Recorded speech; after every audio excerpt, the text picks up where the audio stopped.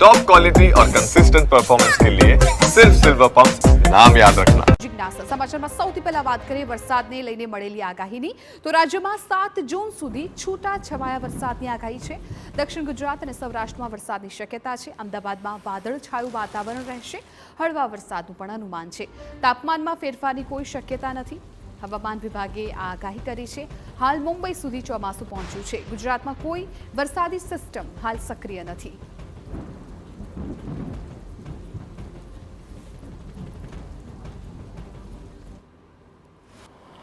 छुटमुट moisture का है, moisture आया हुआ है, काफ़ी साउथ वेस्टर्ली विंड्स चल रही हैं, इस वजह से इक्का दुक्का स्थानों पे बारिश हो सकती है।